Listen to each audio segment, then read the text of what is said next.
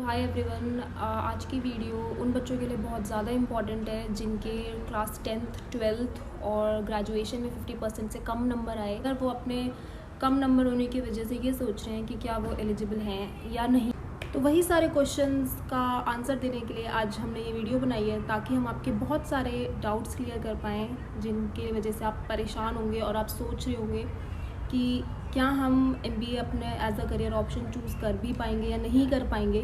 Class 10th and 12th are not so important क्योंकि आप अब ग्रेजुएट हो चुके हैं, तो आपके ग्रेजुएशन के नंबर देखे जाते हैं और वही देखा जाता है कैट और सेट जैसे एग्ज़ाम्स के अंदर कि वो लोग कहते हैं कि 50% उनका क्राइटेरिया है कि अगर आपके उससे कम नंबर है तो आप उस एग्ज़ाम के लिए एलिजिबल नहीं हैं, वो लोग ऐसा कहते हैं।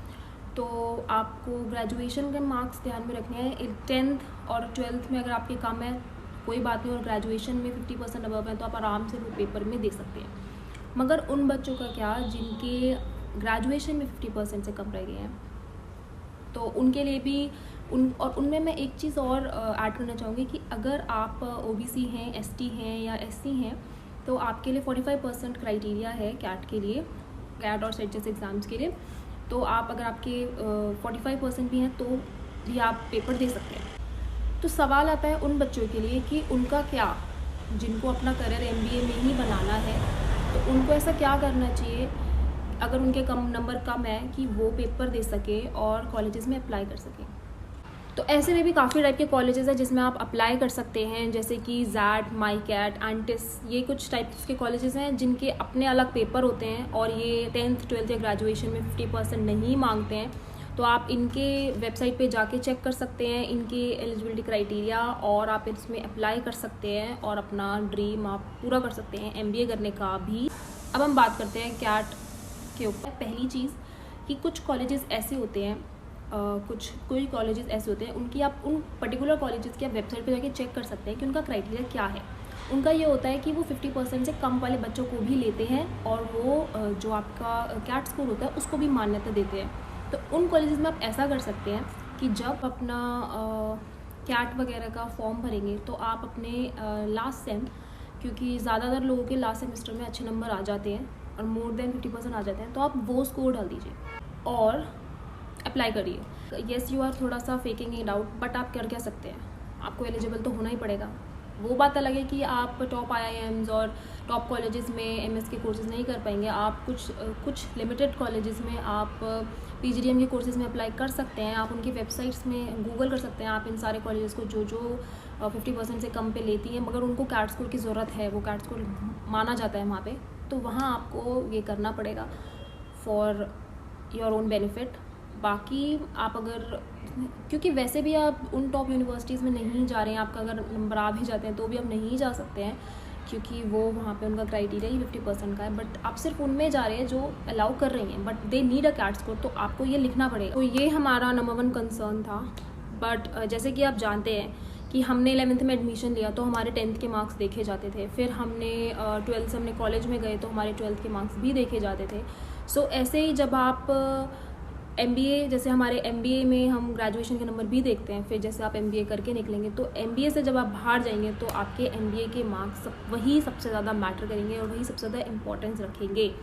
वही आपको चीज़ें देखा जाएगा। अगर आप वहाँ एक्सेल कर जाते हैं तो आपके जितने भी, अगर आपने पीछे से रिकॉर्ड ख़राब चला आ रहा है बट स्टिल अगर आपने यहाँ पे थोड़ा अच्छा या बहुत अच्छा परफॉर्म कर लिया और आपने अपने इंटरव्यूज़ वगैरह में काफ़ी अच्छे तरीके से हैंडल किया उन चीज़ों को, तो आपका आगे करियर बहुत अच्छा जा सकता है। अच्छा, for some time let's talk about facts ये कहते हैं कि IIMs में जो आपको पैकेजेस मिलेंगे 20 लाख या उससे अबव के, वो सबको नहीं मिलते, वो कुछ बच्चों को मिलते हैं।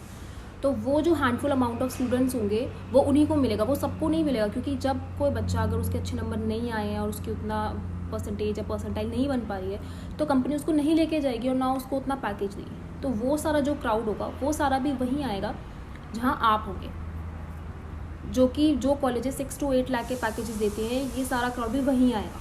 ठीक है, जो 20 लाख वाला है वो तो आपको नहीं मिलेगा, वो तो आप उस रेस से पहले ही बाहर हो जाते हैं जब आपके ग्रेजुएशन में 50% से कम आए थे, आप तभी आउट थे उससे।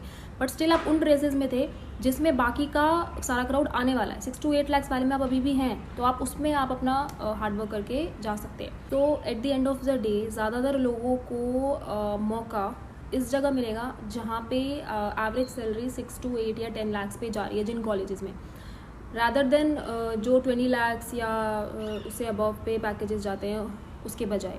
सो इन शॉर्ट अगर मैं सब कुछ समराइज़ करूँ तो मेरा यही कहने का मतलब था या यही समझाने का मतलब था कि अगर आपका मन है MBA करने का या अगर आप चाहते हैं MBA करना तो आप उस प्लान को ड्रॉप ना करें, क्योंकि विदाउट MBA वैल्यू नहीं है या बहुत कम है, ऐसा होता है।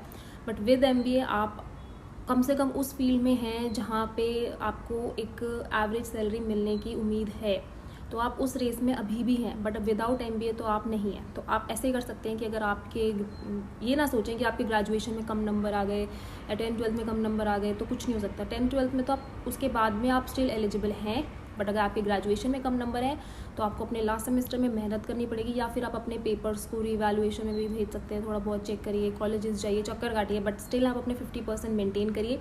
और अगर आपके लास्ट सेम में 50% आ गए हैं तो आप उन्हें डाल के उन कॉलेजेस में जा सकते हैं। और स्टिल आपको ये बात फैक्ट है कि आपको टॉप IIMs और उनमें और बहुत सारी टॉप कंपनीज़ में जाने का मौका नहीं मिलेगा, बट आप एवरेज रेंज में रह सकते हैं, क्योंकि ऐसा होगा कि 80% कंपनीज़ आएंगी आपके पास, बट 20% जो थोड़ी और हैवी या मतलब लाइक जो थोड़ी और ऊपर की होंगी वो आपके पास नहीं आएंगी। वो उन दूसरे स्टूडेंट्स के पास जाएंगी जिनके स्कोर काफ़ी ज़्यादा अच्छे रहे हैं और जिनके आगे स्टार्टिंग से अच्छे चलते आए हैं, उनके पास ही जाएंगी। एट लास्ट हम एक कॉर्पोरेट वर्ल्ड की बात कर रहे हैं, यहाँ पे ज़्यादा आपका स्किल्स ये सब मैटर करता है, ना कि आपके इतने ज़्यादा ग्रेड्स।